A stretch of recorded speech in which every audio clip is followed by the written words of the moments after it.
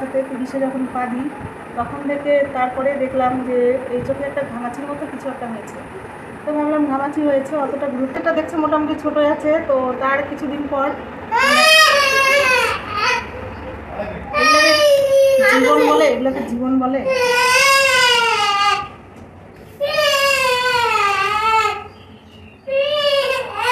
আমি এখানে বসে আছি, আমার কাছে কোনো আবদার নেই, চলে গেল বাবার কাছে। এত বাপ আদুরে মেয়ে, ভালো হয়েছে। তারপরে এটা যখন হয়েছে তো অত গায়ে লাগালাম না, এই কী হচ্ছে ও, টাইম নেই ডাক্তারের কাছে যাওয়ার। তারপরে হঠাৎ করে দেখি এই চোখটা চুলকায়, এখানে এই পাতাটা যে জায়গাটার মধ্যে হয়েছে জিনিসটা, এখানে এভাবে চুলকায়, এভাবে চুলকায়। কী ব্যাপার, চোখে এত চুলকায় কেন, কী হয়েছে? প্রথমত বুঝতে পারি না, পরে দেখি যে এই জায়গাটা আস্তে আস্তে ফুলে যাচ্ছে। এটা তো আস্তে আস্তে বড় হয়েছে, এটা ভালো, এটা নিয়ম মেনে কাজ করেছে, নিয়ম করে এসেছে। আর এ যে এসেছে একদম হঠাৎ করে উড়ে এসে জুড়ে বসেছে, হঠাৎ করে এতটা বড় হয়ে, কি বলবো, গোলাপ ফুটে উঠেছে মুখে, একেবারে উড়ে এসে জুড়ে বসলো চোখের পাতায়। ও এই ব্যাপার, এই সিগন্যাল দিয়ে তারপরে এসেছি চোখে, এমন করে এসেছে চোখটা, খুব বাজে লাগে। এমনিতে কোনো মানে সমস্যা হয় না, সমস্যা এটাই হয় যে অনেকদিন মানে 2 দিন বাদে 3 দিন বাদে খুব চুলকায় জায়গাটা।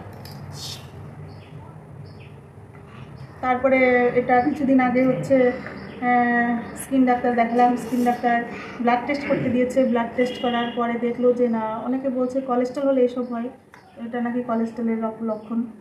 তো ব্লাড টেস্ট করালাম, টেস্টের রিপোর্টে এমন কিছু মানে কোলেস্ট্রল যে বলে, কোলেস্ট্রলটা ধরা পড়েনি, যে কোলেস্ট্রল নেই, নর্মাল যেরকম আছে আরও 10টা লোকে যেরকম থাকে ওরকম স্বাভাবিক আছে, কোলেস্ট্রল ধরা পড়েনি। তো এটা কিসের থেকে হয়েছে, শরীরে অনেক চর্বি জমে গেছে।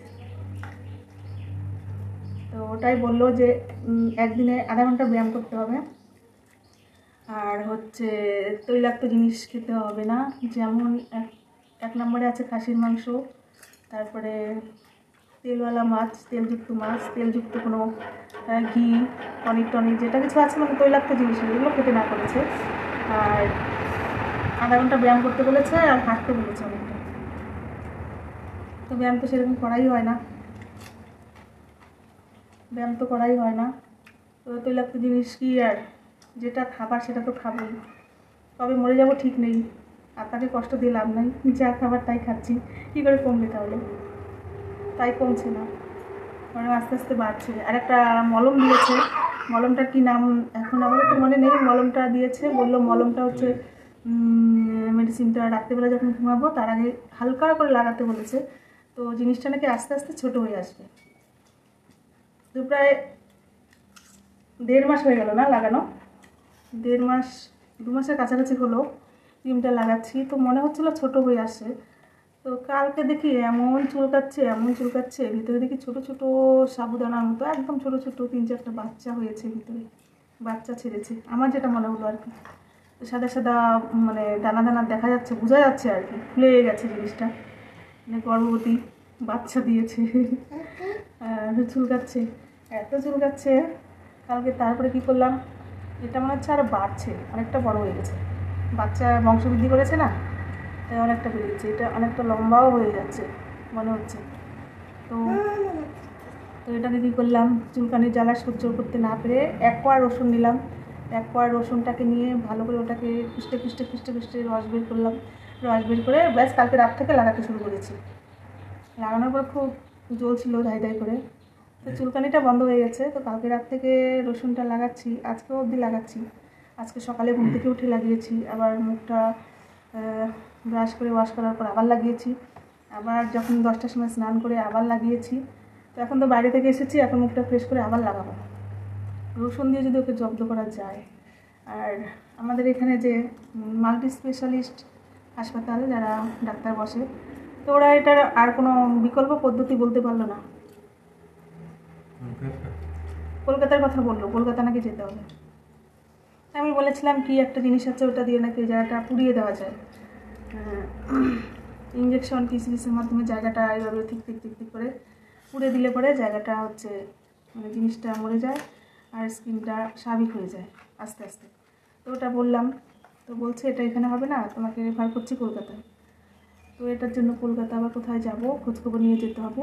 আমি আরেকটা শুনেছি, ইউটিউবে দেখেছিলাম, এই যে জায়গাটা খুলে আছে না, ওই জায়গার অপশনটুকু কেটে বাদ দিয়ে তারপরে দুটো স্কিন এক জায়গায় করে সেলাই করে দিবে, ওটাও করা যায়। কিন্তু এখানে হচ্ছে না, কলকাতা না গেলে বোঝা যাচ্ছে না। তো এখন এভাবে আছে যে প্রচণ্ড রোদ গরম পড়েছে, কলকাতাতে এখন যাওয়া যাবে না। কলকাতা তো এখন আর বেশি গরম, আমাদের দিকে তো গরম, আর ওইদিকে তো আরও মারাত্মক গরম, আমাদের থেকে একটু হলেও বেশি। তো ভাবছি ঠান্ডাটা আসুক, ঠান্ডা আসলে পরে যাওয়ার একটা মানে ভাবনা করছি আর কি। তো দেখা যাক কী হয়। একদম ভালো লাগছে না রিলস করতে গিয়ে, এটা একটা কেমন লাগছে। এমনিতে মুখটা ভালো না দেখতে, আর এটার জন্য আরও বিকট লাগছে মুখটা। তো তোমাদের সাথে শেয়ার করলাম আমার এই সমস্যাটা। তোমরা যদি কেউ কিছু জানো, আমি উত্তরবঙ্গে আছি, তো উত্তরবঙ্গের মধ্যে যদি মনে হয় না কোনো ডাক্তার আছে এরকম, আমাকে যেতেই হবে কলকাতায়। আর যদি কারো কিছু জানা থাকে সেরকম কিছু দিলে পরে এটা শুকিয়ে যাবে, একটু প্লিজ কমেন্টে আমাকে জানাবে। কখনো ইচ্ছে করে কি এখানে অ্যাসিড নেই, এমন চুলকায় না, এত বিরক্ত লাগে, মনে হচ্ছে এখানে অ্যাসিড মেরে দিই, অ্যাসিড দিয়ে জায়গাটাকে পুড়ে দিই একেবারে, এরকম লাগে। খুব বিরক্ত লাগে যখন চুলকায়, খুব খারাপ লাগে। তো এভাবে চলছে, চলুক, দেখা যাক কী হচ্ছে। মানে যখন প্রথম হয়েছে তখন থেকে যদি এই জিনিসগুলো করা হতো তাহলে আর বাড়তো না, জিনিসটার বড় হতে পারতো না। তো এটা থেকে তো ছড়াচ্ছে না, এটুকু থেকে তো ছড়াবে, এটুকু থেকে সব ভরে যাবে।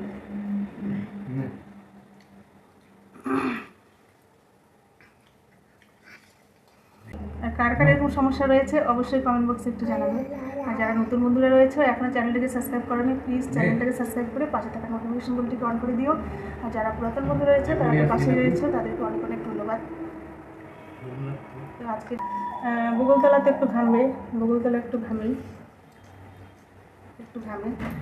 আর ঘামবে শুধু আমার নাকের পোর্শন থেকে ধরে এই যে গলা থেকে, মানে যত গরম, যত রাজ্যের গরম সব আমার এই গলার মধ্যে।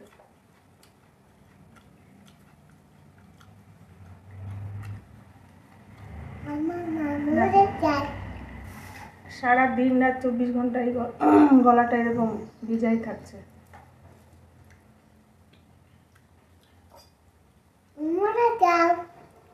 কি আরো কি বলছে আমার মেয়ে, আমাকে বলছে তুমি মরে যাও। তো আমি তো ভগবানকে ডাকছি, ভগবান আমার আর বাঁচার কোনো ইচ্ছে নেই, আমাকে তুলে নিয়ে যাও। কিন্তু ওটা ভাবি, কিন্তু মরে গেলে হবে, ও তো বলছে মরে যাও, কিন্তু মরে গেলে তো হবে না, বিয়ে টিয়ে দিয়ে তারপরে মরতে হবে। যতদিন বিয়ে না হচ্ছে ততদিন আর মরা যাবে না, বলা যায় না, মরেও যেতে পারে, যেভাবে চলছে। এই মুছলাম তাও দেখি গলা ভিজছে, মুছে দিলেও সাথে সাথে দেখি আবার জল। এরকম গলা ঘামলে কি করে হয়? বকুলতলা ঘামছে না, বকুলতলায় যে ঘামছে অল্প, এই যে বকুলতলা অল্প ঘামছে, কিন্তু যত গরম মনে হচ্ছে গলার মধ্যে, মুখ আর গলা।